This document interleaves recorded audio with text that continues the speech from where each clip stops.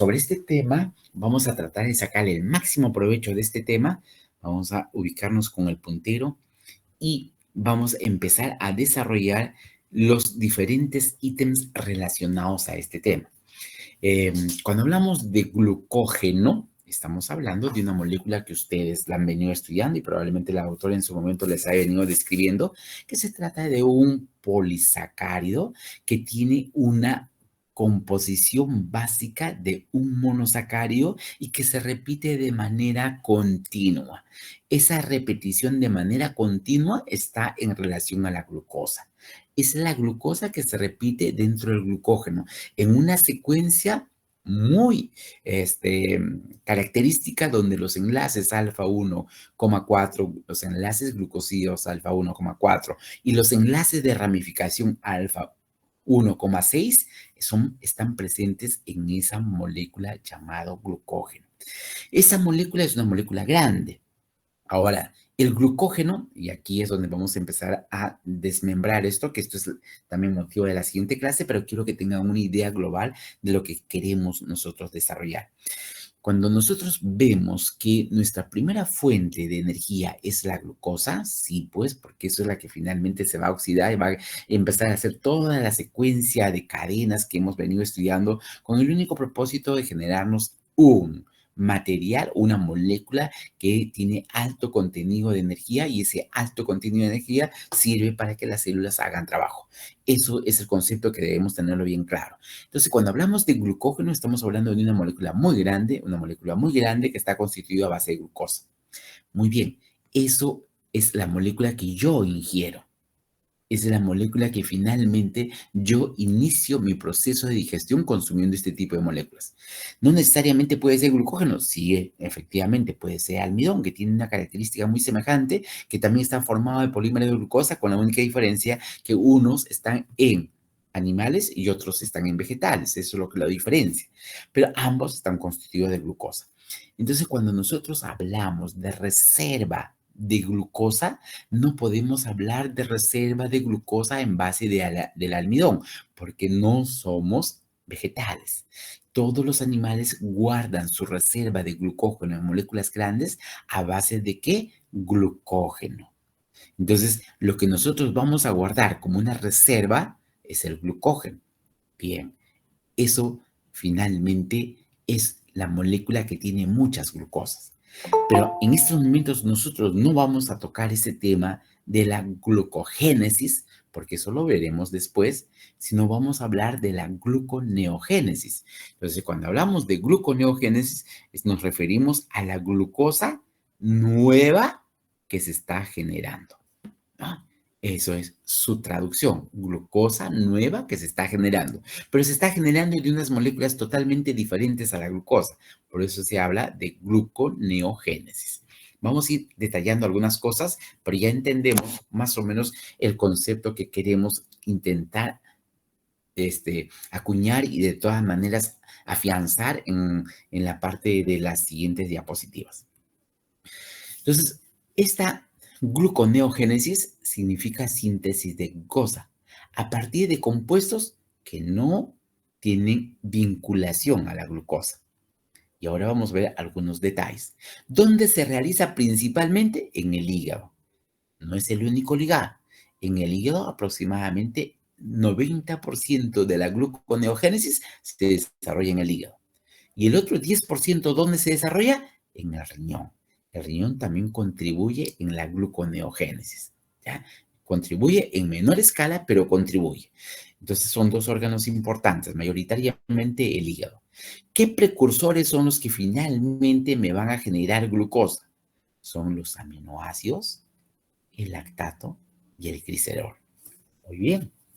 Y los aminoácidos no tienen nada que ver con los carbohidratos. Y por eso que se habla a partir de compuestos que no son carbohidratos. Y uno de ellos es el aminoácido. Otro también es el glicerol. El lactato es un sustrato que finalmente se forma en el proceso de la glicólisis, ¿cierto?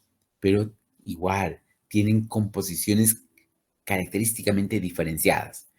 Los aminoácidos, ustedes cuando han hablado y van a hablar probablemente y van a enfatizar nuevamente, es que los aminoácidos pueden ser una parte importante de los aminoácidos que ustedes van a estudiar o ya estudiaron o están estudiando, tienen una naturaleza de formar glucosa. Por eso se le llama aminoácidos glucogénicos, que forman glucosa. Hay otros aminoácidos que se llaman aminoácidos cetogénicos. Ya no forman glucosa, sino cuerpos cetónicos. Y otros aminoácidos que tienen ambas características, que son aminoácidos glucogénicos y también aminoácidos cetogénicos. Por consiguiente, cuando ustedes hacen ya el estudio detallado de los aminoácidos, ustedes van a verificar que hay un grupo importante de aminoácidos que puede generarme glucosa. Y la pregunta es, ¿dónde tengo yo mi reserva de aminoácidos? Mi reserva de aminoácidos ¿están dónde? En los músculos. Entonces, cuando yo tengo que empezar a generar gluconeogénesis, inmediatamente yo debo recordar, ¿qué cosa? Debo recordar que mis aminoácidos necesitan ser liberados ¿de dónde? De mi zona de reserva. ¿Y cuál es mi zona de reserva? Son las proteínas que están en mi fibra muscular. Entonces, cuando tenemos un periodo prolongado de ayuno, justamente vamos a iniciar el proceso de proteólisis para yo obtener aminoácidos glucogénicos, porque necesito glucosa que debo formar utilizando esta ruta metabólica de la gluconeogénesis para tener mi posibilidad de usar glucosa. Pero no solamente son aminoácidos, sino también el lactato. Cuando yo tengo, y ahora vamos a ver el ciclo de Cori y el ciclo de la alanina, ustedes van a notar cómo el lactato va a salir del músculo que ha estado en un proceso de anaerobiosis para finalmente llegar al hígado, y el lactato va a ser usado para formar glucosa, que también es gluconeogénesis. Y de otro lado voy a tener al glicerol. El glicerol es un alcohol. El glicerol es un alcohol que se llama el propanotriol. Este propanotriol es la base ¿de qué? De las estructuras que se van a formar, los llamados triglicéridos. Los triglicéridos son ácidos grasos que se han unido a la molécula del glicerol. Y entonces sus componentes de los triglicéridos es el glicerol más los ácidos grasos. Pero este glicerol puede ser utilizado para formar glucosa. Estamos viendo que hay varios eventos que se están desarrollando con el único propósito de generar lo que estamos mencionando, la glucosa partiendo de elementos distintos a la misma. Entonces, vamos viendo estos detalles y aquí van a participar muchas de las enzimas que ustedes ya lo conocen y que intervenían en el proceso de la glucólisis. Recuerden que en estas enzimas que participaban en la glucólisis, habían enzimas que solamente tenían una direccionalidad, pero hay otras enzimas que tenían bidireccionalidad, o sea, el producto podía generar al sustrato previo, ¿no? Al revés, el sustrato previo generaba el producto de manera inversa, pero habían pasos en los cuales no ocurría eso, que las enzimas tenían una conducta unidireccional. Esa conducta unidireccional es la que finalmente tiene que ser sorteada cuando yo necesito formar glucosa. Glucosa 6-fosfato participa ¿qué cosa? La hexoquinasa o la glucoquinasa, dependiendo de en qué órganos se encuentran. Pero es una reacción unidireccional. La glucosa 6-fosfato, por estas dos enzimas. Estas dos enzimas no tienen capacidad de regresarlos, ¿no? No tienen capacidad de regresar y formar glucosa. En esas circunstancias participa otra enzima. Esa enzima es la que le va a dar la bidirección, en este caso, la posibilidad de formar glucosa cuando estamos haciendo el análisis de la vía de la glicólisis. Ya que es importante recordar esto.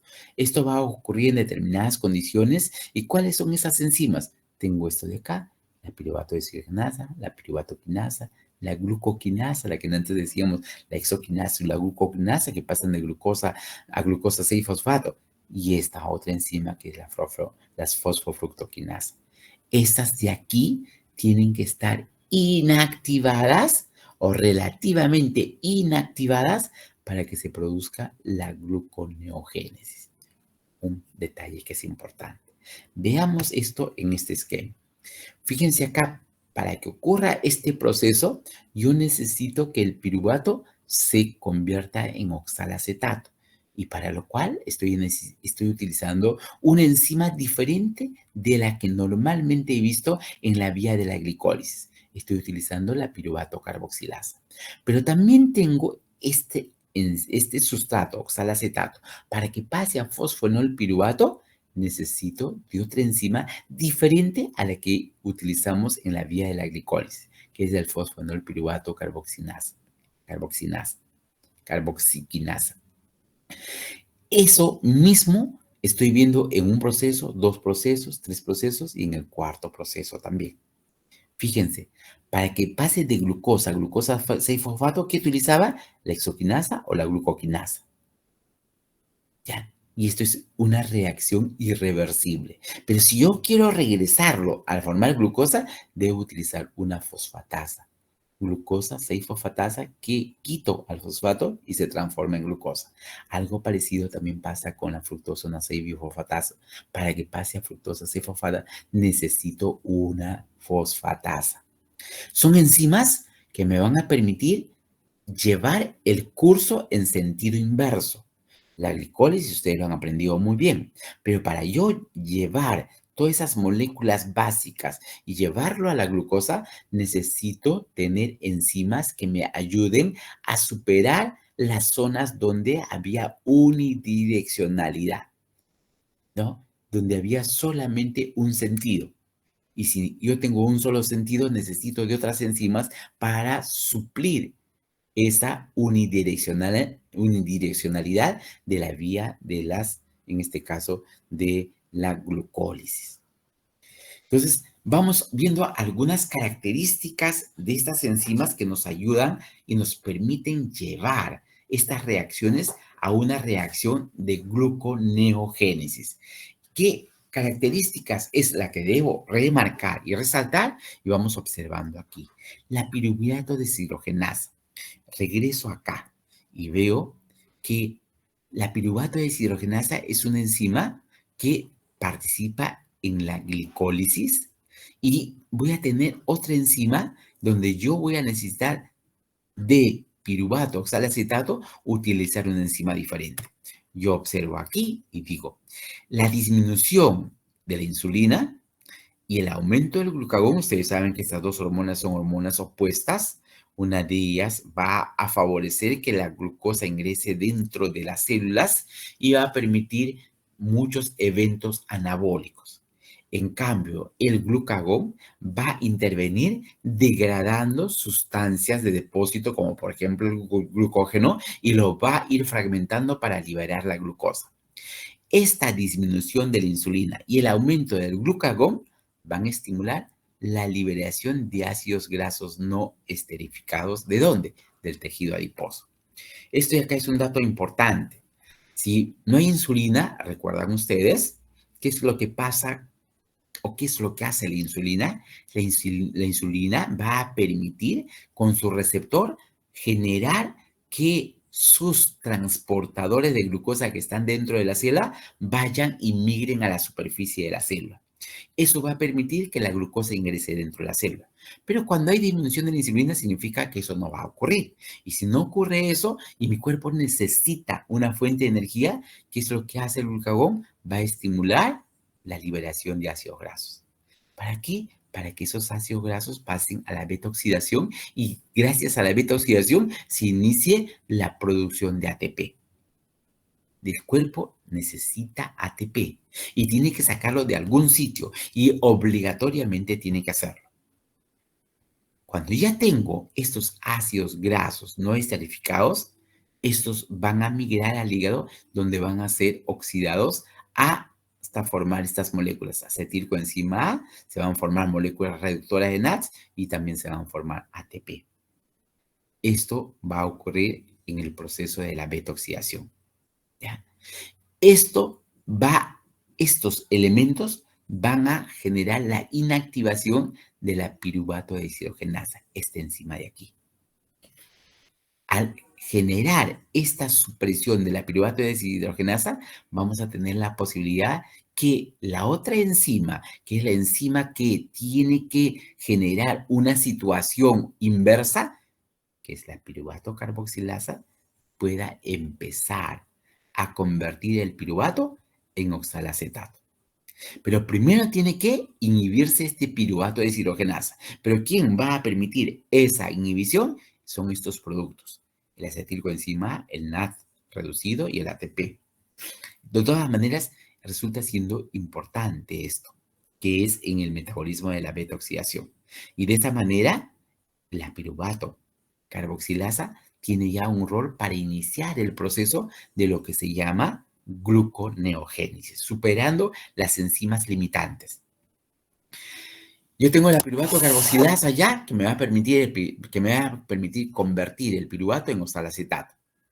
Es activa en estados de posingesta como en periodos de ayuno. Ahí es donde vamos a ver qué los diferencia uno en relación al otro. Pero voy a tener otra enzima también, que es la piruvato quinasa. Esta piruvato quinasa, si observamos qué es lo que hace el glucagón va a activar la vía del AMP cíclico y también va a activar la vía de la proteína quinasa A. Esto va a promover la fosforilación e inactivación de la fosfocreatina. Esto va de todas maneras vincularse a este sustrato que es el fosfoenol piruvato, que está formado a partir del oxalacetato. Ustedes recuerdan aquí, piruvato, oxalacetato, piruvato carboxilasa, acá la piruvato quinasa está promoviendo la formación del piruvato, del fosfoenol piruvato a partir del oxalacetato. Esto va a impedir que no se convierta en piruvato. Aquí resulta siendo importante remarcar este fosfoenol piruvato que se ha formado a partir del oxalacetato, lo que va a tener un control regulatorio es que no se convierta en piruvato. Esto es importante porque miren la importancia que tiene esto de acá. Yo estoy siguiendo este proceso de formación partiendo de piruvato a oxalacetato. No tendría mucho sentido que nuevamente se formara piruvato, porque lo que estoy buscando es una ruta ascendente. Y en esa ruta ascendente participan las diferentes enzimas que estamos mencionando y también el influjo hormonal del glucagón. Yo ya tengo el fosfoenol piruvato carboxilasa. Regreso aquí y digo, esta sustancia es muy importante en el proceso de la gluconeogénesis. Entonces, voy aquí y busco esta enzima, el fosfoenol piruvato carboxilasa. Es una enzima inducible, sí. Está codificado en un gen, sí. Este gen que codifica el fosfoenol piruvato carboxiquinasa es estimulado por dos eventos. Uno, la unión de los elementos reguladores de proteínas que son fosforiladas en respuesta al AMP cíclico o la unión de complejos de glucocorticoides y proteínas que son reguladoras del gen. Entonces, esto es un mecanismo que nos ayuda a que este gen que necesita ser transcrito, ¿para qué? Para formar esta enzima. Por eso se habla una enzima inducible. ¿Inducible por quiénes? Por actividad de proteínas en respuesta al AMP cíclico y también en los complejos que se están formando de glucocorticoides asociados a proteínas. Entonces, ese gen se ve favorecido en presencia de estos complejos que van a inducir a este gen que codifica ¿qué cosa? Esta fosfoenol piruvato carboxiquinasa. ¿Ya? Y por eso se habla de que es una enzima inducible. Esta gluconeogénesis, para que normalmente ocurra, necesita sustratos. Estos sustratos, ¿quién lo proporciona? El tejido adiposo me va a generar glicerol. Ya saben ustedes que el tejido adiposo tiene gran contenido ¿de qué? De triglicéridos. Esos triglicéridos significa que tiene 3 ácidos grasos unidos al glicerol. Pero lo que yo necesito para la gluconeogénesis solamente es el glicerol, no necesito los ácidos grasos. Entonces, la fosfolipasa, que es una enzima, va a romper estos enlaces que están unidos al glicerol y y a los triglicéridos y va a liberar el glicerol y va a liberar los ácidos grasos. ¿Los ácidos grasos libres dónde van a ir? Van a ir a la mitocondria. ¿Para qué? Para que ocurra la beta-oxidación. Y gracias a esa beta-oxidación yo voy a tener moléculas de ATP. Ya sé que su origen está en los triglicéridos. Pero ese glicerol que queda, porque el glicerol no va a la beta-oxidación, este sustrato es el que va a ser parte de los sustratos que van a formar la gluconeogénesis. ¿Los otros de dónde salen? Del tejido muscular. Hemos dicho que el tejido muscular es sumamente importante en la producción de lactato y además en aminoácidos. ¿Cómo se produce el lactato? Recuerden muy bien, doctores, que la vía de la glicólisis termina en piruvato. Ese piruvato necesita formar acetilcoenzima A y luego pasar al ciclo de Krebs. Pero solamente pasa al ciclo de Krebs cuando hay mitocondria. Si no hay mitocondria, se queda en formando parte de la glicólisis, llegó a piruvato y el piruvato no se queda como piruvato, sino se transforma en lactato. Nosotros tenemos fibras musculares llamadas fibras musculares rojas que tienen alto contenido de mitocondrias, pero también tienen una reserva importante de mioglobina. La mioglobina es una sustancia que tiene fierro, pero que además de tener fierro, también almacena oxígeno. Entonces, cuando la fibra muscular necesita oxígeno y no le está llegando por la circulación, la mioglobina le ofrece el oxígeno que tiene almacenado para que pase a la mitocondria y siga el proceso que hablamos el día de ayer, la incorporación de electrones y protones en el oxígeno y forme la molécula de agua. Si no hay oxígeno, eso no ocurre. Entonces, pero el músculo va a tener situaciones de metabolismos aeróbicos, donde hay participación de las mitocondrias, pero va a tener también metabolismos anaeróbicos, donde no hay participación de mitocondrias. Entonces, ¿se queda como qué? Se queda como lactato. Y este lactato va a ir al hígado. ¿Para qué? Para generar gluconeogénesis. Muchos de los aminoácidos que son producidos en el proceso de la proteólisis muscular van a ir al hígado. ¿Para qué? Para que se forme glucosa, gluconeogénesis. Entonces estamos entendiendo que estos procesos se están dando dependiendo del tejido que está suministrando los sustratos necesarios para producir glucosa. Observemos aquí, esto es parte de la gluconeogénesis y acá está mi glucosa. Excelente. ¿De dónde se está generando esta glucosa? De una molécula que no tiene nada que ver con los carbohidratos, que este es un alcohol. He mencionado que este es el propanotriol. Este propanotriol es la que finalmente va a ser, de alguna forma, intervenido en varios eventos previos antes de llegar a formar glucosa. Pero esta es parte de la gluconeogénesis. ¿Ya? Muy bien. Pero también yo puedo tener determinados aminoácidos que van a llegar y se van a metabolizar y van a llegar a generar piruvato. Si ustedes recuerdan, esta es la ruta de ¿quién? La ruta de la glicólisis. Es la ruta de la glicólisis. Y una vez que tengo el piruvato ingresa ¿a dónde? A la mitocondria y acá se produce el ciclo de Krebs. ¿Verdad? Pero cuando yo estoy en una situación anaeróbica, este piruvato queda ahí y se transforma en lactato. Y este lactato va al hígado, ¿para qué? Para nuevamente formar glucosa, gluconeogénesis. Estos eventos se van dando en diferentes opciones. Yo tengo la membrana mitocondrial, nuevamente vuelvo a mis ácidos grasos. Los ácidos grasos, le hemos mencionado que son una fuente importante en la mitocondria para formar acetilcoenzima A, y por cada acetilcoenzima A que se metaboliza dentro de la beta oxidación se van formando determinada cantidad de ATP, que es mi objetivo básico, importante y necesario. Pero también se van formando sustancias como los cuerpos cetónicos. Estos cuerpos cetónicos salen a la circulación y una vez que salen a la circulación son utilizados por algunas células, como por ejemplo las neuronas, para su proceso de utilización energética. Y hay otras sustancias que van a venir después del piruvato y van a formar malato y espartato que también ingresan, salen al proceso circulatorio para finalmente desarrollar algunos eventos de los ciclos en los cuales están involucrados.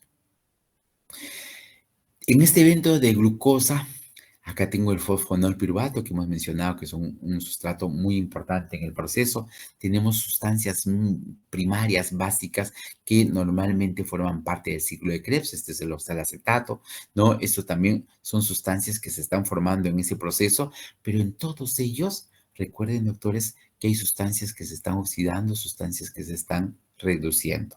Aquí está reducido y aquí se está oxidando.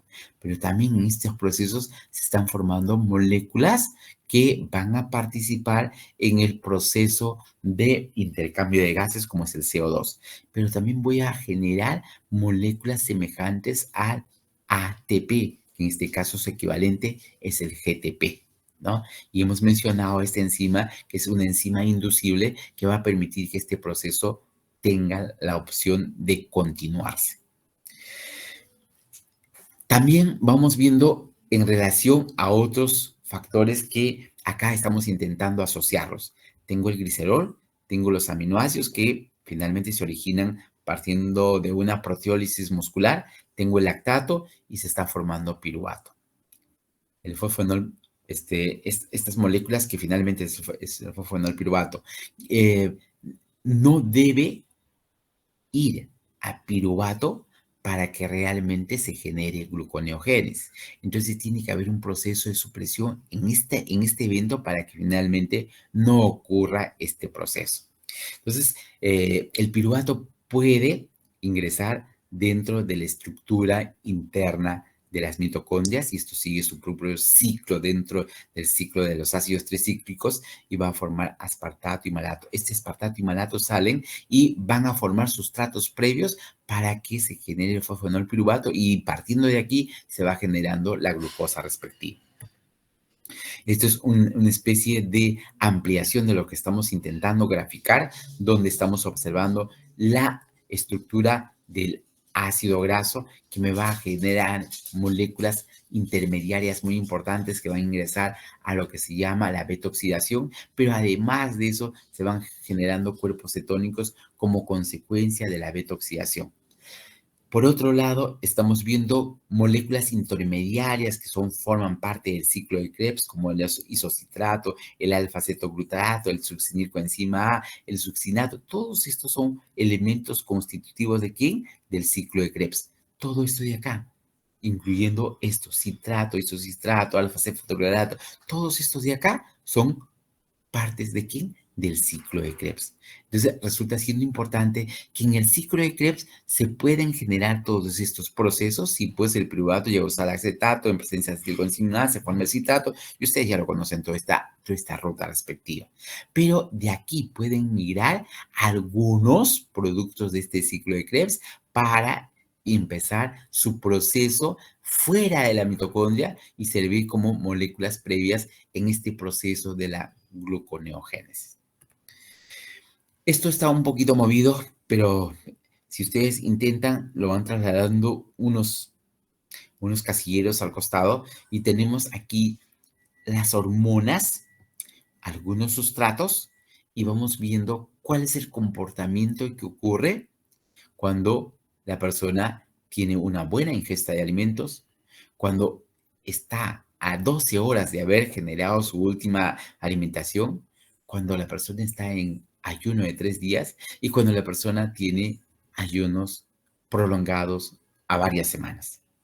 Entonces, yo voy viendo cómo es el comportamiento de mi insulina. Cuando yo estoy comiendo, la concentración de insulina es alta. Cuando he dejado de comer 12 horas, la concentración de insulina baja, un poco más de la mitad. Cuando estoy en ayuno de manera mucho más prolongada, la concentración de insulina baja a la quinta parte de lo que normalmente está cuando está uno consumiendo. Cuando sigo mi proceso de falta de consumo de alimentos, la insulina cada vez se reduce más.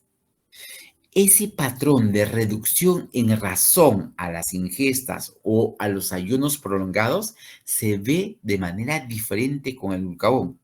El glucagón, si yo estoy consumiendo buena cantidad de insulina, mis concentraciones de glucagón son más pequeñas.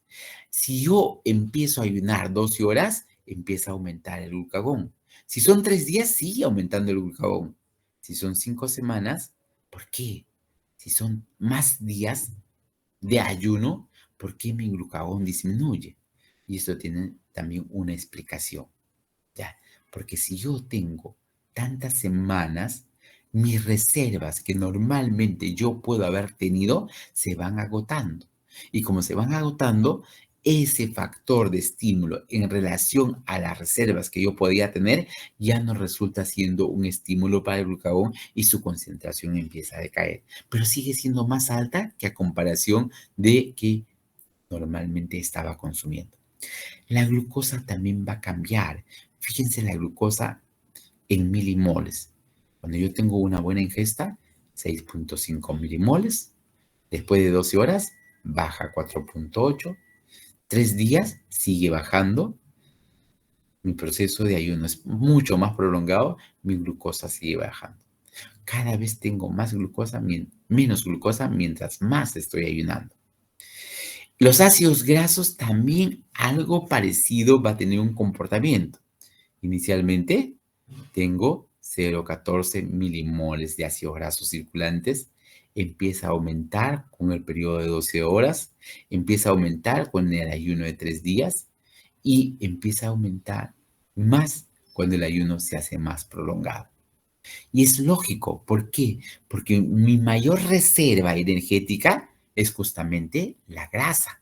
Si mi mayor reserva energética es la grasa, pues lo primero que tengo que ver es sacar de mis lugares de depósito la grasa. ¿Para qué? Para intentar seguir manteniéndome con una carga energética adecuada a través de la beta-oxidación que los ácidos grasos van a intentar canalizar.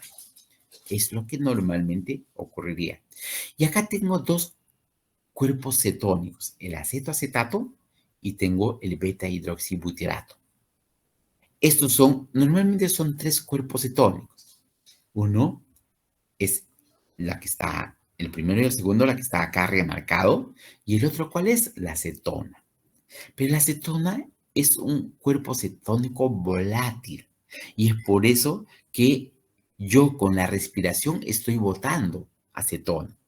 Y por eso que cuando nosotros tenemos un paciente, perdón,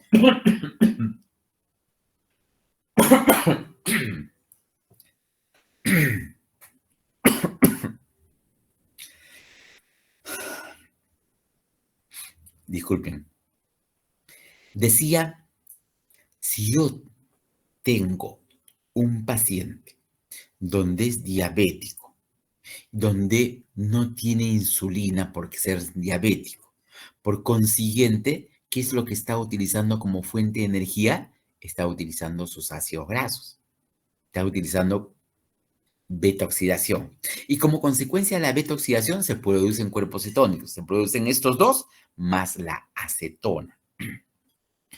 Eso ocurre en los diabéticos que no tienen control, ¿no? Y esto empieza a incrementarse cada vez más y el pH del paciente empieza a caer, empiezan a hacer un cuadro de cetoacidosis diabética y eso puede llegar incluso al coma cetoacidótico. Pero ¿qué es lo que nos llama la atención en estos pacientes? Ese cuerpo cetónico que no está escrito acá, que se llama la acetona. Y la acetona es un cuerpo volátil, que mi respiración sale, no se queda en la sangre, sale. Y tiene una característica muy importante, tiene un olor a manzana. Entonces, cuando yo tengo un paciente inconsciente que me acerco un poco y siento un olor a manzana, ustedes no van a pensar que comió manzana. Ustedes pensarán que está haciendo, probablemente, si ustedes descubren que es un diabético, probablemente está haciendo una cetoacidosis diabética. Lo que estoy sintiendo es acetona, que se parece a la manzana, pero no significa que haya comido manzana. Simplemente que su carga de cuerpos cetónicos es tan alto y probablemente que está haciendo acidemia. Y la acidemia está generando un cuadro de coma por cuerpos cetónicos elevados. Pero ¿cuál es el comportamiento de los cuerpos cetónicos en el transcurso de los días? Observen, cuando yo tengo una buena dieta, tengo cuerpos cetónicos, sí, pero en una concentración muy bajita. Mire, estamos hablando de 0.04 milimol por litro. Pasan 12 horas y se incrementa ligeramente, pero pasan 3 días y miren acá, doctores, acá se ha incrementado por 10 veces.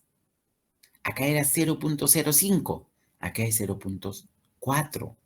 Se ha multiplicado casi por 10 veces. Y aquí, cuando pasan semanas, se ha multiplicado mucho más todavía. Entonces, estos cuerpos cetónicos empiezan a incrementarse con el ayuno prolongado. Igual, esto también se observa con el beta-hidroxibutirato. Concentración bien baja, aquí ya está aumentándose, aquí está mucho más, aquí está sumamente elevado, ¿no? ¿Y eso qué nos está diciendo? Que esa persona está produciendo gran cantidad de cuerpos cetónicos por este periodo prolongado de falta de alimentos.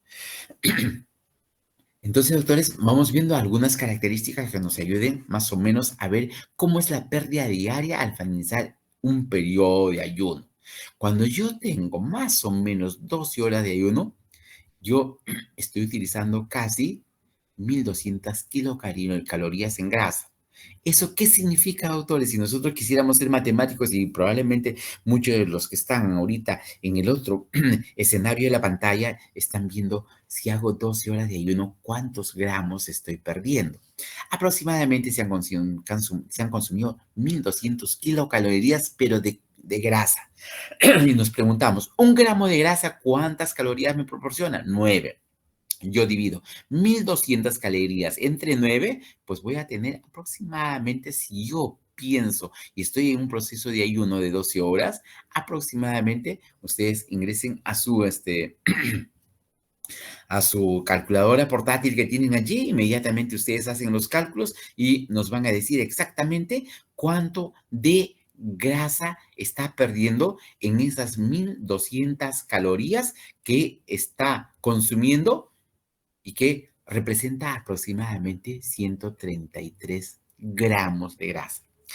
Ah, si diríamos, carambas, hago ayuno 12 horas y hoy día empiezo con 133 gramos de grasa, mañana otros 133, en 10 días, ¿cuánto ya estaría teniendo? 1.333.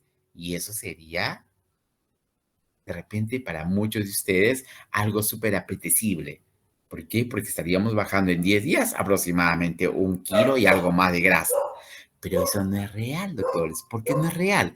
Porque después de las 12 horas de ayuno, ¿qué hacemos? Comemos. Y algunos comen más de la cuenta. Al final, eso que en teoría debería de haberse una pérdida, no resulta siendo una pérdida. Porque todo va a depender después de las 12 horas cuánto estoy consumiendo. Si estoy consumiendo una ingesta elevada en grasa o una ingesta elevada en carbohidratos que se van a transformar en grasa, pues probablemente no haya mayor significancia.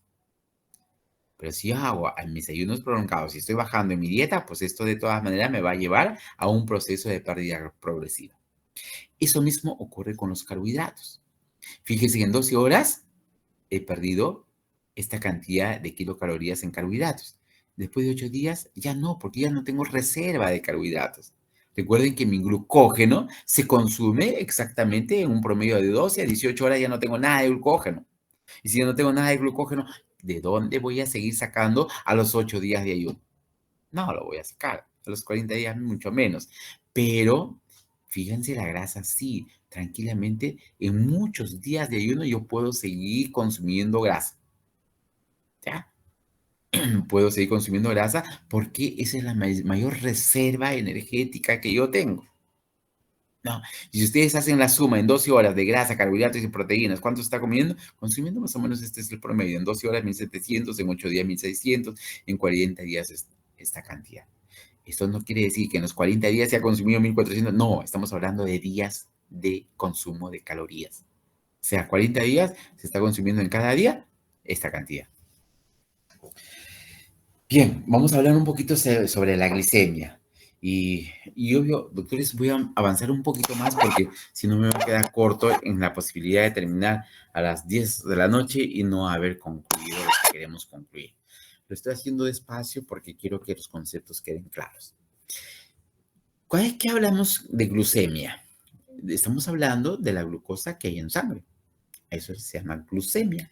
En algunos casos le dicen glicemia, pero se refiere a lo mismo, glucosa en sangre. Los niveles de glucosa en sangre tienen que mantenerse en un estrecho rango.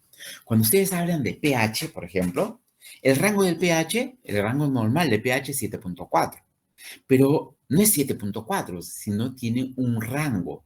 Va de 7.35 a 7.45. Ese es mi rango.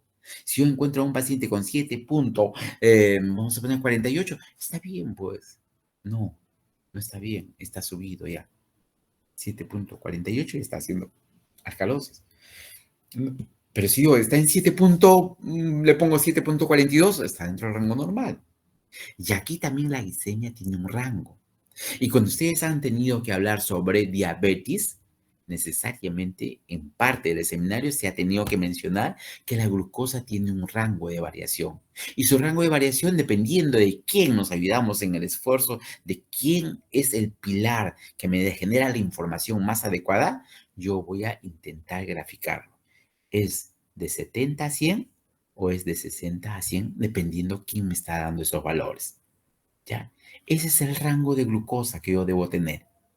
Y si yo tengo por encima de 100, estoy hablando de hiperglicemia. Si tengo por debajo de 60, para algunas escuelas es hipoglicemia, pero para algunas debajo de 70 ya es hipoglicemia.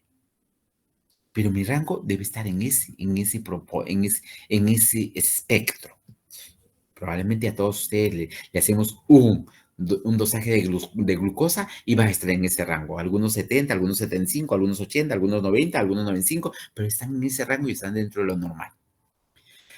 Eso es regulado por hormonas. Una de ellas es la insulina y el otro es el glucagón, que siguen generando un patrón importante en el control de glicemia.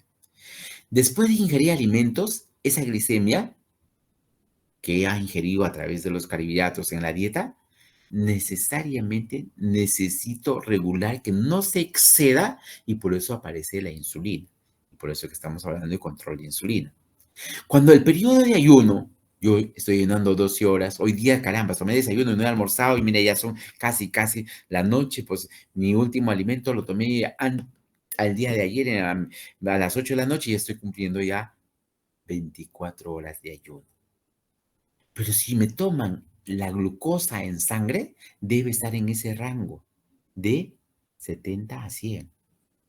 Pero para que esté en ese rango, ¿quién tiene que intervenir? El glucagón. Este glucagón tiene que intervenir. ¿Para qué? Para que mi glucosa no siga bajando. Entonces sigues sacando glucosa de donde finalmente tengo como reserva para que ocurra eso.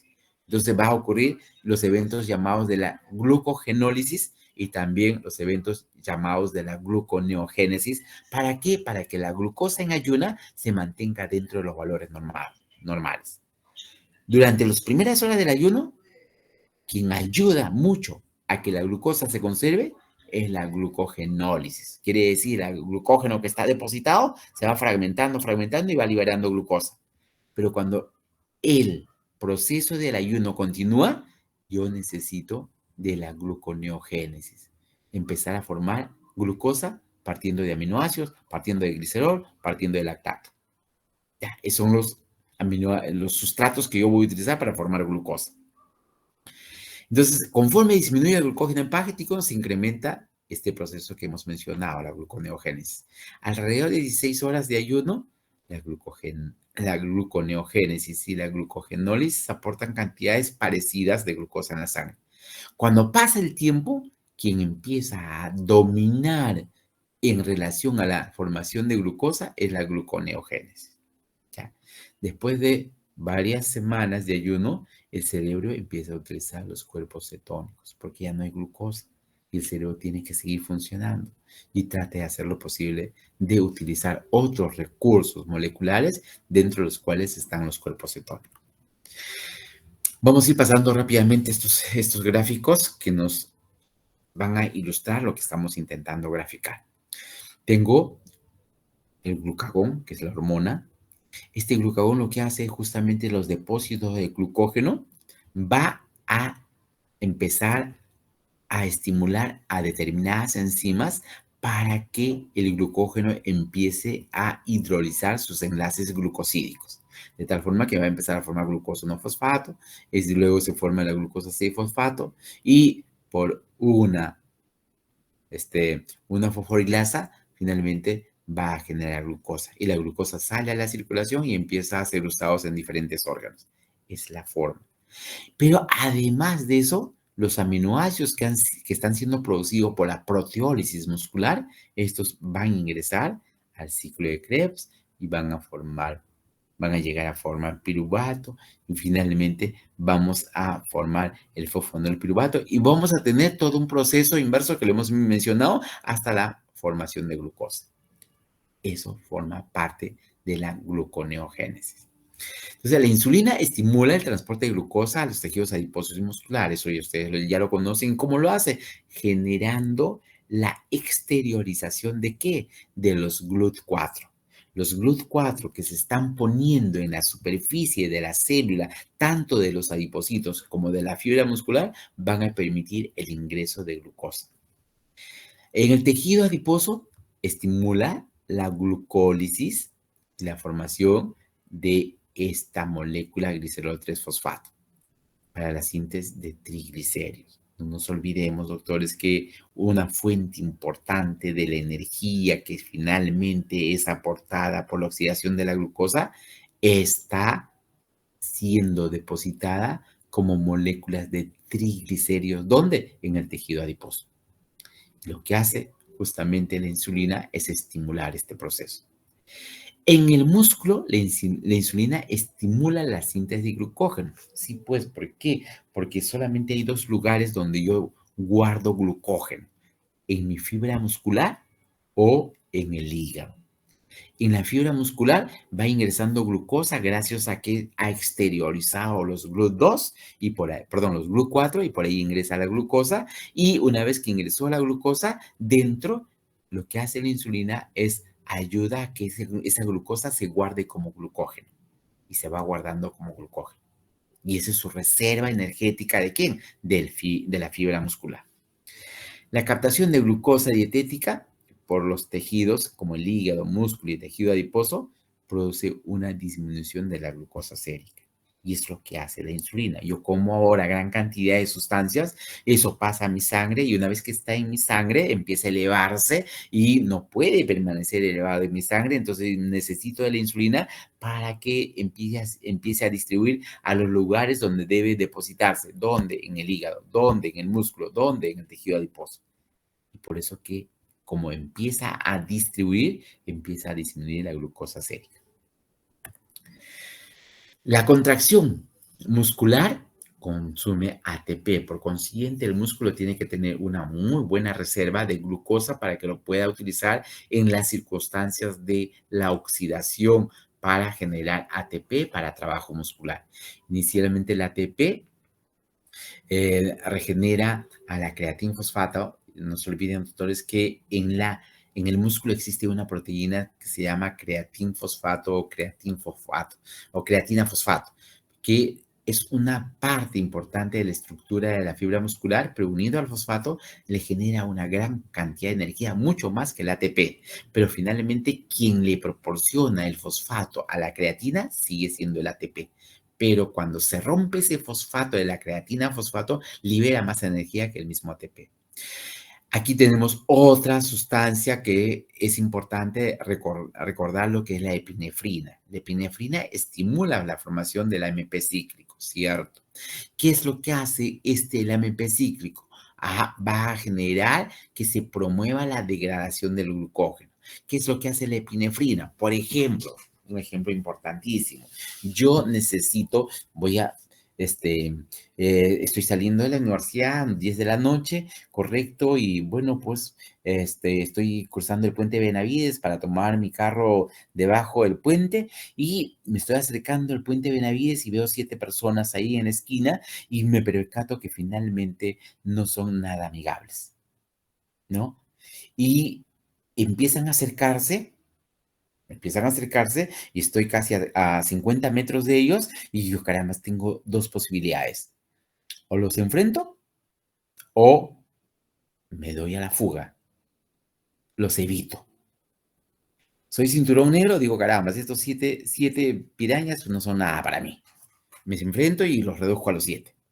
Pero eso es parte solamente de las películas de ficción, ¿no? Entonces, donde finalmente una sola persona destruye a 10 personas y todo un ejército. Y ninguno de ustedes creo que va a intentar hacer eso. Lo que tenemos que hacer es evadirlos. Y para evadirlos, ¿qué necesito? Esto, epinefrina. ¿Para qué? Para que se produzca una estimulación importante a través del AMP cíclico. ¿Para qué? Para que el glucógeno me suelte glucosa, porque en ese momento lo voy a necesitar. ¿Y por qué lo voy a necesitar? Porque voy a necesitar correr. ¿Y correr qué significa? Contracción muscular. Y contracción muscular significa gasto de ATP. Eso lo requiero. Y una circunstancia adversa como eso, me es indispensable utilizar la reserva que yo tengo de glucógeno, pero estimulado por epinefrina, que me está promoviendo gran cantidad de glucosa para que entre en el proceso de oxidación y me genere ATP y con eso yo tenga la posibilidad de evadir. Probablemente tenga que correr hasta la puerta de la universidad o algún otro lugar donde yo me sienta protegido, si me persiguen con más razón, ¿no? Entonces, una cosa que es importante recordarle en ese escenario. La glucosa sanguínea y los ácidos grasos son captados y oxidados por el músculo, esto ya lo conocemos, y a medida que disminuye la glucosa sanguínea, el hígado trata de mantener la glicemia, promoviendo la glucogenólisis y la gluconeogénesis. Siempre en el cuerpo ustedes, doctores, tienen que tener el criterio que nosotros tenemos que buscar siempre la homeostasia. ¿Qué quiere decir eso? Equilibrio.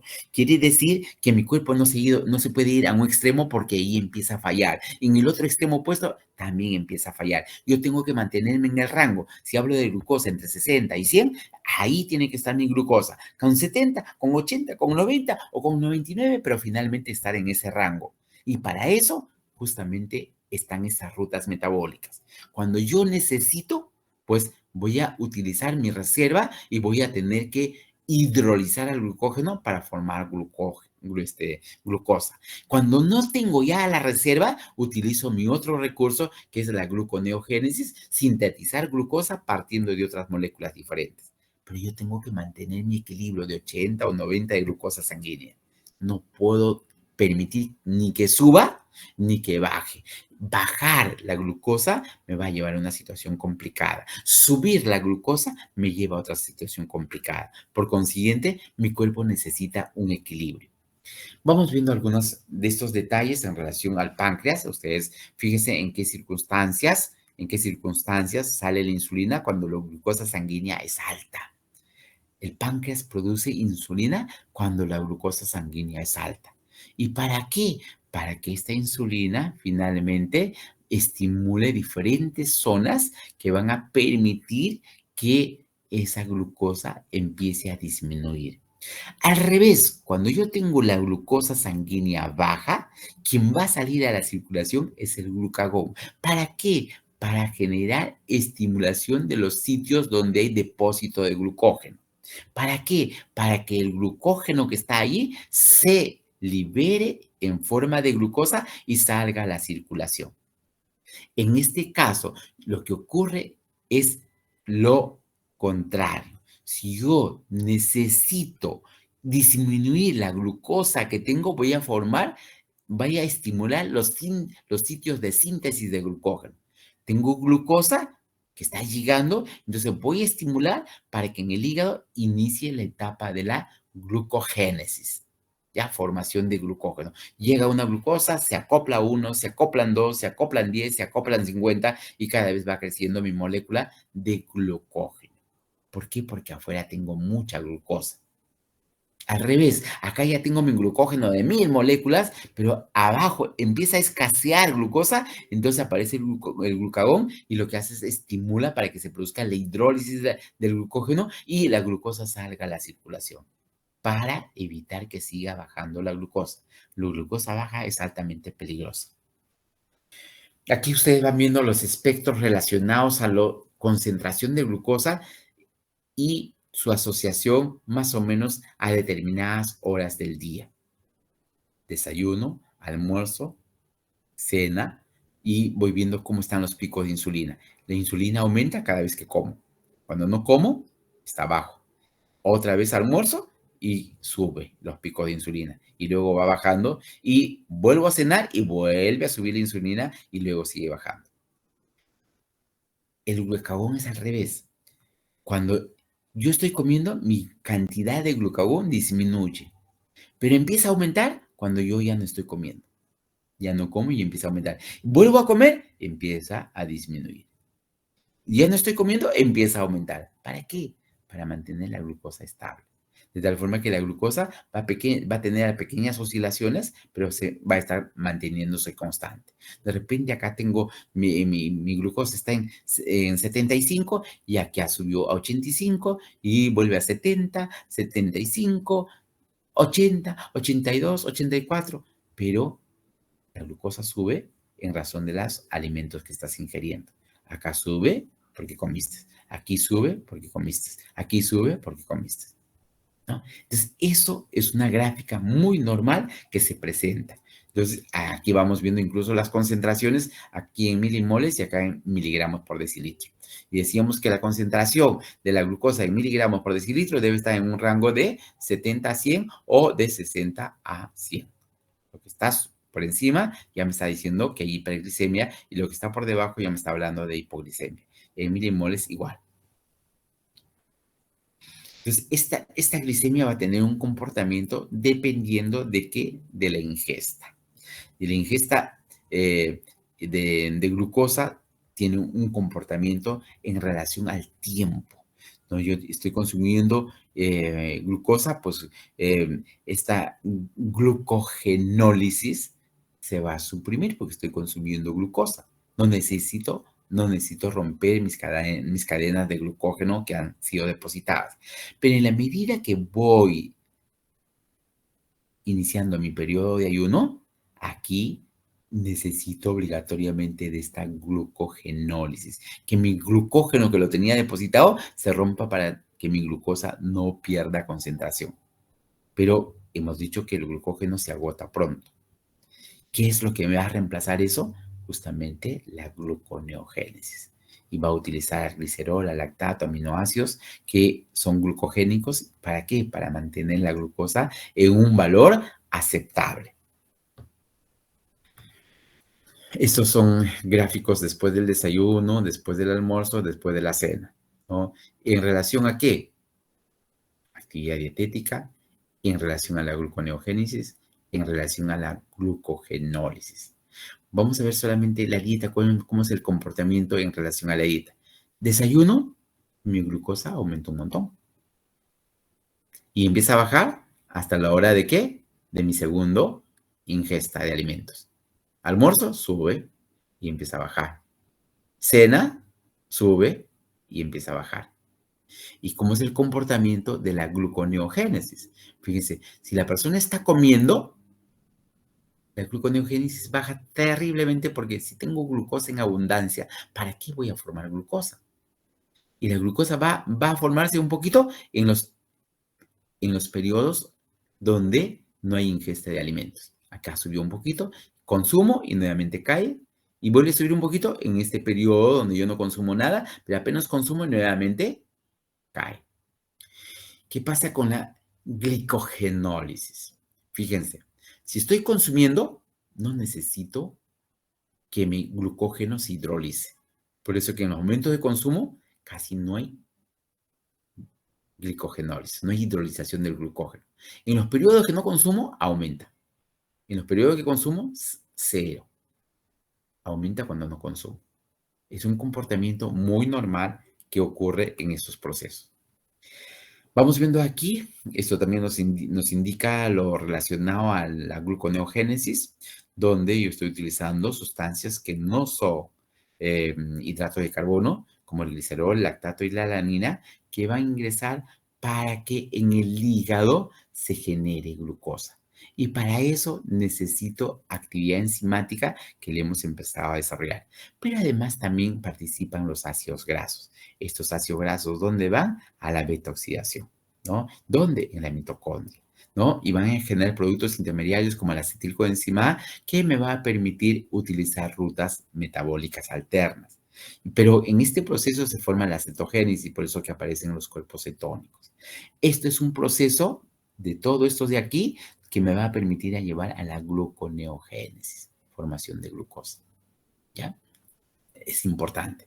Cuando yo tengo mucha cantidad de glucosa, inmediatamente todas las enzimas de la glicólisis se activan y se suprime la gluconeogénesis. ¿Ya? Y por ahí la importancia que decíamos al comienzo de esta proyección, que las enzimas, que son las enzimas reguladoras, tienen que estar inhibidas para que esta ruta funcione. Si no, no funciona. ¿Ya? Es importante recordarlo eso. Y aquí estamos viendo los mecanismos asociados a eventos postprandiales, donde efectivamente también hay algunas características que son importantes reconocerlos. Yo tengo el intestino, en el intestino se ha generado la absorción de glucosa, pero también se están formando los llamados kilopicrones, pero también están generándose los aminoácidos. Todos estos ingresan dentro de la estructura celular y empiezan a circular en el plasma. Unos se van al hígado, otros se van al músculo y otros van al tejido adiposo. Y el comportamiento en cada uno de ellos es diferente. ¿Por qué? Porque cada uno de ellos tiene un matiz particular enzimático que va a permitir generar determinadas cosas. La glucosa que está ingresando al hígado, ingresa al hígado. Cuando yo tengo buena cantidad de glucosa, voy a permitir la síntesis de glucógeno hepático. Y aquí tengo el glucógeno, ¿dónde? En el hígado. Se está formando glucógeno hepático. Pero también puedo ir a formar glicólisis, esto va a piruvato, acetilcoenzame, al ciclo de Krebs, ¿no? Pero a este ciclo de Krebs también llegan los aminoácidos, ¿no? Y cuando yo empiezo la parte de esta formación, donde yo tengo gran cantidad de glucosa, se ha formado el acetilcoenzima A. Este acetilcoenzima A es la ruta básica, ¿para qué? Para la formación de la lipogénesis, formación de ácidos grasos. Estos ácidos grasos que se han formado se van a acompañar de un grupo de proteínas y van a formar las llamadas lipoproteínas. Y van a salir del hígado como esta lipoproteína llamada VLDL. ¿Dónde se formó el VLDL? Aquí en el hepatocito. ¿Ya? ¿Qué pasa con los kilomicrones? Los kilomicrones son también lipoproteínas que se han formado ¿dónde? En el enterocito. Muy bien. Esos ingresan a la circulación y gracias a esta enzima que se llama la lipoproteína lipasa, al final van a ser fragmentados estos triglicéridos que están siendo llevados tanto en los kilomicrones como en los VLDL. ¿Para qué? Para que ingresen dentro del adipocito. Una vez que están dentro del adipocito, los ácidos grasos se van a unir al glicerol y vamos a tener las moléculas de los triacilgliceroles. ¿Ya? Esto es su reserva energética. Pero para que se una este ácido graso con el glicerol, yo necesito glicerol. Y el glicerol viene con la glucosa y tiene toda esta cascada de reacciones y voy a obtener el glicerol 3-fosfato y ahí es donde se van uniendo los ácidos grasos. Y finalmente se unió y tengo la molécula del triacilglicerol. ¿Qué pasa en el músculo? En el músculo se activaron los GLUT4 por inducción hormonal de la insulina. La glucosa ingresa por el GLUT4 y una vez que está dentro, va a activar las enzimas que van a permitir que inicie el proceso de síntesis de glucógeno. Y aquí voy a tener lo que se llama glucógeno muscular. Pero también voy a permitir de qué cosa, que se induzca el proceso de formación de nuevas proteínas. Y nuevas proteínas gracias a los aminoácidos que han ingresado y se va generando nuevas proteínas. Por eso que la masa muscular se puede hacer cada vez más prominente, más voluminosa, porque está ocurriendo todos estos procesos dentro de la estructura muscular. Para yo tener masa muscular necesito de todas maneras una ruta adecuada de ingreso de glucosa que me satisfaga las necesidades de las demás células y no me genere proteólisis, más bien por el contrario me forme proteínas. Ustedes ya lo deben haber escuchado, lo que corresponde al ciclo de Cori. El ciclo de Cori es una parte muy interesante en este proceso, donde es importante tomarlas en cuenta, donde lo que va a ocurrir es algo que es muy frecuente verlo. El músculo por diversos motivos, va a generar esta sustancia que es el lactato. Pero una de las primeras razones es cuando este músculo entra en un proceso de anaerobiosis. Quiere decir que su trabajo muscular es anaeróbico y como consecuencia de ese trabajo muscular anaeróbico se forma piruvato y este piruvato se transforma en lactato. Entonces, este lactato que se ha generado sale a la circulación y viaja ¿a dónde? Al hígado. Una vez que esté en el hígado, este lactato nuevamente va a ser reconvertido en piruvato. Esto va a ser reconvertido en glucosa 6-fosfato y a través de una fosfatasa va a liberarse glucosa. Esta glucosa formada nuevamente regresa al músculo y se forma el círculo o ciclo de Cori, ¿no? Sale el lactato, va hacia el hígado se encarga de generar gluconeogénesis, sale la glucosa formada y regresa al músculo. El músculo utiliza esa glucosa, pero no lo puede llevar al ciclo de Krebs, se queda como lactato, el lactato vuelve a salir y regresa a ir al hígado. Este es el ciclo conocido ciclo de Cori. Y vamos a encontrar otro ciclo también, el de glucosa-alanina. Y esto de acá ocurre cuando el músculo inicia el proceso de proteólisis. Tengo la proteína muscular y se van a generar aminoácidos. Estos aminoácidos, muchos de ellos son importantes para el proceso de formación de glucosa, dentro de ellos la alanina, y esta alanina finalmente va a salir después de este proceso de transaminación, va a salir a la circulación la alanina y la alanina entra en el proceso de gluconeogénesis utilizando todos estos recursos y al final voy a tener la glucosa que se ha formado. ¿Dónde? En el hígado. El hígado suelta la glucosa a la circulación y nuevamente la glucosa regresa hacia el músculo. El músculo lo utiliza, finalmente, como está en proceso de anaerobiosis, lo utiliza, forma piruvato y el piruvato, por un mecanismo de transaminación entre glutamato y piruvato, va a formar el alfa-cetoglutarato y junto con eso la alanina. Y la alanina vuelve a salir y completamos el ciclo que se llama ciclo de glucosa-alanina. En la fase postprandial, ¿qué ocurre? Ocurren varias cosas también que son importantes. Me vuelvo a ubicar a nivel del hígado. Empiezo a correlacionarlo con la actividad del páncreas. El páncreas va a producir insulina, correcto. Pero recuerden muy bien que todo esto de acá es atributo de qué? De mi dieta. Y estoy agarrando fase postprandial. Si estoy comiendo, ¿eso dónde va a ir? A mis intestinos. ¿Y en mis intestinos qué va a pasar? Se va a producir la absorción. ¿La absorción de qué? De glucosa, pero también de aminoácidos. Y de grasa también. Correcto. Es parte de mi dieta. Una vez que sale glucosa, inmediatamente esta glucosa llega justamente acá al páncreas a través de los GLUT2 que tiene el páncreas. Es un sensor de glucosa, los GLUT2, y cuando ve que ha aumentado, inmediatamente suelta la insulina. Una vez que suelta la insulina, la glucosa puede tomar muchas rutas. Formar glucógeno hepático, formar glucógeno muscular, ser utilizado por otros tejidos, ser utilizado por el sistema nervioso central. Las rutas van a ser variadas. ¿Ya? En esta ruta me va a ayudar a qué cosa. Cuando yo incorpore aminoácidos, estos aminoácidos van a formar parte de la síntesis de proteínas y en algunos casos también pueden generar glucógeno.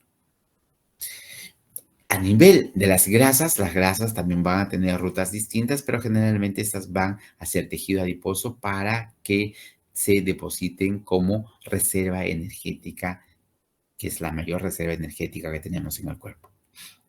Entonces, la fase posabsortiva lo que me está indicando es el comportamiento que puede ocurrir en relación a los diferentes moléculas que están participando. Yo nuevamente voy al páncreas. Esto me dice posabsortivo, o sea, finalmente ya dejó de absorberse, ya no hay glucosa que se está absorbiendo. Entonces, en estas circunstancias, yo necesito que en mi sangre siga habiendo la misma cantidad de glucosa. ¿Y qué es lo que hace el páncreas? El páncreas produce glucagón, ¿para qué? Para estimular justamente los depósitos que normalmente teníamos acá de glucosa se liberen y puedan ser utilizados por diferentes órganos. O en su defecto, ¿para qué? Para que se activen los eventos de la gluconeogénesis. Entonces, si vemos esta secuencia, que es una secuencia muy parecida a la anterior, lo que estamos intentando graficar es lo siguiente. Tengo el intestino, va a permitir la absorción de la glucosa y aquí voy a tener procesos en el músculo, en el hígado y en el tejido adiposo. Pero aquí justamente se está intentando ver cómo es el mecanismo relacionado a los cambios asociados a una cantidad baja en situaciones donde hay insulina dependencia. Yo digo, carambas, muy bien, tengo poca glucosa, muy bien, no está llegando glucosa porque finalmente ya no hay absorción, estoy en mi etapa posabsortiva, ya no está llegando glucosa, entonces mi glucosa empieza a escasear. Entonces, ¿qué va a pasar en el plasma? Perdón, ¿qué va a pasar en el hígado? Lo que voy a hacer es utilizar mi reserva de glucógeno. Ya no se va a sintetizar, más bien lo que va a hacerse es ahora romper estas moléculas enlazadas a través de la glucogenólisis. ¿Cuál es el objetivo? Tener glucosa disponible. ¿Glucosa disponible para qué? Para que en el plasma no disminuya la glucosa. Pero en el hígado, además de romper sus enlaces glucosídicos, el glucógeno, y tener glucosa disponible, también necesita formar gluconeogénesis. ¿Partiendo de quién? Glicerol, aminoácidos, para que finalmente se forme glucosa. Esto está ocurriendo en una etapa posabsortiva. En el músculo, ¿qué está pasando? En el músculo va también a ocurrir algo parecido. Acá va a ocurrir eventos bastante importantes. Si no tiene reserva, utiliza su reserva a través de la glucogenólisis y va a producir todavía glucosa y esa glucosa va a ser utilizada en el proceso de contracción. Pero cuando estas reservas se van agotando, va a utilizar justamente el ciclo de la alanina. ¿Recuerdan el ciclo de la alanina glucosa? Ese lo va a utilizar. ¿Por qué? Porque esta célula muscular necesita seguir generando su función de contracción para caminar, para hacer una serie de actividades, pero que finalmente, si no tiene la glucosa, va a empezar a tener deficiencias en ella. Entonces, eso por un lado va a utilizar este ciclo de la alanina glucosa y a nivel del tejido adiposo también, pues ya no está llegando grasa, ya no se están formando los kilomicrones, ya no se está formando el VLDL, por consiguiente ya no está llegando moléculas hacia el tejido adiposo, más bien por el contrario, hay ausencia. Entonces, cuando hay ausencia, lo que va a utilizar es su reserva de triglicéridos y va a ocurrir lo que se llama lipólisis y va a aparecer los ácidos grasos libres. Los ácidos grasos libres van ¿a dónde? Hacia la estructura muscular para que ingresen al mecanismo de la acetilcoenzima A y empiecen a producir a través de la beta-oxidación el ATP que necesita. Es la forma como empieza a contribuir con moléculas de ácidos grasos libres para que finalmente tengan esta ruta. Pero también va hacia el hígado estos ácidos grasos libres y al final van a tener esta posibilidad también de ingresar hacia el coenzima A, pasar a través de estos ciclos, pero tener la posibilidad de ingresar a una etapa a través del glicerol, a una etapa de gluconeogénesis. Hemos mencionado algunas cosas relacionadas al ayuno y aquí vamos también a hacer hincapié a ello. Yo tengo el intestino, tengo mi hígado y aquí tengo cerebro, tengo el tejido adiposo, tengo mi tejido muscular, tengo la vena porta, los vasos linfáticos. Muy bien. Entonces vamos viendo qué ocurre desde el intestino. Tengo el enterocito, que es la célula encargada de suministrar todos los nutrientes que son necesarios para la función corporal. El eritrocito también tiene una cosa que es interesante, solamente el eritrocito se mantiene gracias a la glicólisis, pero como resultado de la glicólisis libera lactato.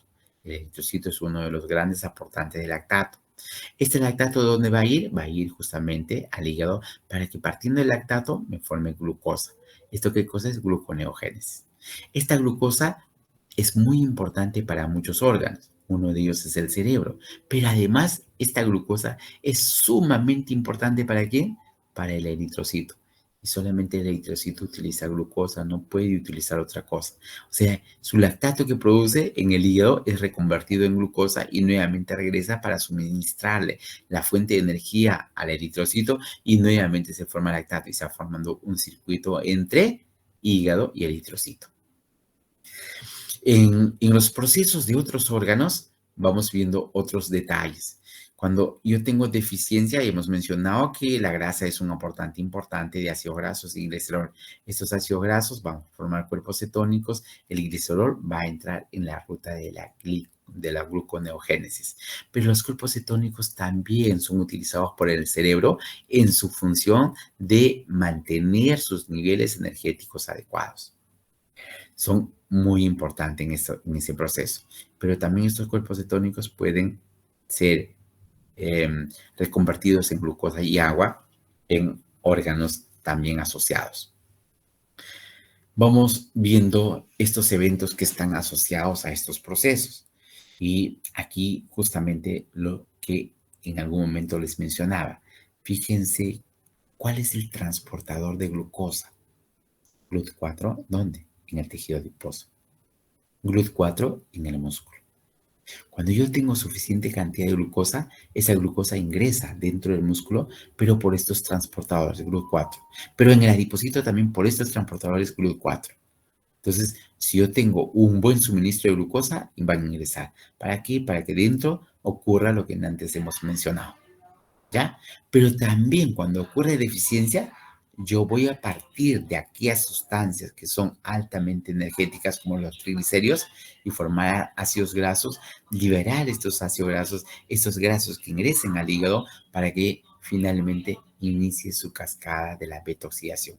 Pero los ácidos grasos no, su otro componente es el glicerol y el glicerol va a ingresar para que se genere gluconeogénesis. El lactato que se está produciendo en el músculo ingresa al hígado para que se genere gluconeogénesis. La alanina que sale del músculo como ese proceso de proteólisis también ingresa a la gluconeogénesis en el hígado. Entonces, es importante recordar que todos estos procesos pueden generarse en esas situaciones distintas. Vamos a hablar sobre las correlaciones clínicas que finalmente estas sustancias pueden generar. Por un lado, la hipoglicemia es justamente, decimos hipoglicemia cuando la glucosa está por debajo de ese valor referencial que hemos mencionado. Para algunos textos 70, para otros textos 60. Últimamente ya se está tratando de consolidar el concepto de 60 porque también es una recomendación de la Asociación Americana de Diabetes que lo establece como un punto crítico. Entonces, la hipoglicemia es una cosa que es de gran cuidado y para nosotros dentro del campo clínico es una emergencia. Si yo no curo esa hipoglicemia, esa persona va a tener una lesión muy importante porque se va a lesionar su cerebro, ¿no? Y se va a lesionar su cerebro por falta de suministro de fuente de energía. ¿Cuál es esa? La glucosa. Entonces, para que eso no ocurra, pues necesitamos que yo tenga un hígado funcionante. Y un hígado funcionante me va a ayudar a que no llegue a la hipoglicemia porque mi hígado está haciendo esa labor de formar gluconeogénesis. Pero cuando tengo incapacidad del hígado para mantener los niveles de glucosa sanguínea, ahí es donde viene la hipoglicemia. Y esto puede producirse por varios motivos. Un exceso de insulina, excesiva captación de glucosa por los tejidos o una disfunción de la glucogenólisis o la gluconeogénesis. Entonces, todos estos mecanismos, yo debo pensar si tiene hipoglicemia, en qué situación está. Está produciendo mucha insulina, que puede ser un, este, un, un tumorcito que se llama hiperinsulinoma, un tumor de las glándulas que producen demasiada cantidad de insulina y eso lo va a bajar rápidamente la glucosa, o en su defecto, la captación de la glucosa por los tejidos se ha vuelto muy elevada, o estas rutas metabólicas para romper el glucógeno, liberar la glucosa, están alteradas. O en su defecto, no utiliza los sustratos básicos para poder formar glucosa. Dentro de las causas están las enfermedades hepáticas, y alimentación inapropiada de insulina o sulfonilurias, que es otra de las medicinas que produce mucho hipoglicemia, que probablemente si ustedes tienen algún familiar lo deben haber escuchado como las glibenclamidas, o también esta parte que se llama excesiva ingesta de alcohol por elevación importante de la formación de NAT reducido. Pero además de eso, yo puedo tener otro evento que viene a ser la acidosis láctica. La acidosis láctica es un suceso donde yo tengo niveles de lactato elevados. Pero como antes les he comentado, la acidosis láctica es un proceso donde se va dando gradualmente. Y gradualmente, ¿por qué? Porque los niveles de lactato se van elevando de manera también gradual y progresiva.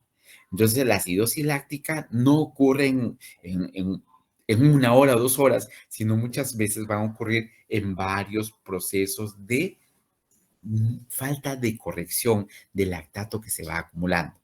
Las causas en estos casos están asociados a ingesta de alcohol, en muchos casos la hipoxia, quiere decir que el oxígeno no está llegando adecuadamente, por consiguiente, muchas células que normalmente son consumidoras de oxígeno no pueden utilizar la vía de la ruta anaeróbica porque no hay oxígeno y las mitocondrias no pueden desarrollar la cadena transportadora de electrones porque el oxígeno no está allí, no hay aceptor final de los electrones. La hipoxia cumple un rol muy importante también en la acidosis láctica. El alcohol también lo cumple. La hipoxia dice disminuye el transporte de electrones, que es lo que le estaba mencionando, elevando la cantidad de NAD reducido, lo que va a permitir justamente esto, la transformación del pirurato en lactato.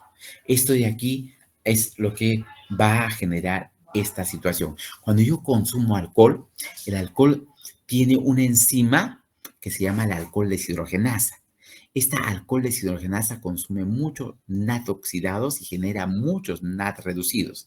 Y cuando genera muchos NAT reducidos, lo que hace es transforma el piruvato en lactato. Por eso que yo puedo tener una acidosis láctica originada también por el ingesta de alcohol. Yo puedo tener acidosis láctica etílica producido por el alcohol, o puedo tener una acidosis láctica diabética porque finalmente no tengo la forma de corregir la deficiencia de ingreso de glucosa dentro de las células. Muy bien, doctores. Vamos a ir terminando en estas láminas finales, hablando un poquito de diabetes, que ustedes ya lo conocen porque han tenido un seminario completo de diabetes y ocurre justamente por deficiencia de insulina o una disminución de la secreción, que ustedes ya lo conocen. Estos pueden relacionarse también a periodos en los cuales no ha recibido tratamiento y esto se va acumulando, acumulando y el azúcar se incrementa y la diabetes se hace ostensible. Los diversos metabolitos, estos de acá, son degradados y pueden llevarnos a conducir este cuadro que antes les he comentado, que es la cetoacidosis. Esto es particularmente muy frecuente verlo en la diabetes tipo 1. ¿Ya? La diabetes mellitus tipo 1 es la que generalmente se manifiesta con cetoacidosis. La glicolización no enzimática de la hemoglobina se incrementa, lo que indica que la glucosa sanguínea ha estado elevado durante muchos días, semanas. Ustedes recuerdan que decíamos la hemoglobina glicosilada es una hemoglobina muy importante, es una asociación de la hemoglobina con los glúcidos que para nosotros es muy importante para saber cómo ha estado el comportamiento de su glucosa en los últimos 90 días. Pero la glucosa se pega a las proteínas y la hemoglobina es una de las proteínas a la cual se pega la glucosa, pero no se separa hasta el tiempo de vida media que tiene el hematíe. Y el hematíe tiene un tiempo de media vida de 120 días, pero nosotros para seguimientos se considera valores de 90 días porque es más o menos el tiempo donde se puede hacer remoción de ese grupo de moléculas. Entonces, estos son los diferentes eventos que pueden darse en una situación donde hay afecciones en relación al uso de la insulina, donde voy a tener incrementos de la gluconeogénesis con decremento de la glucosa, hay incremento de la lipólisis, voy a tener hiperglicemias, pero también voy a tener incremento de de cuerpos cetónicos y como se incrementa la glucosa, esa glucosa va a salir por la orina. Cuando los valores de glucosa han sobrepasado los 180 miligramos por decilitro, están superando la capacidad de absorción máxima del tubo contorneado proximal de la nefrón y por consiguiente aparece glucosuria. Eso me va a generar diuresis osmétrica y por eso que los diabéticos orinan mucho más, orinan a cada rato. Pero ese hecho de estar orinando a cada rato y estar eliminando gran cantidad de líquido les lleva a una deshidratación.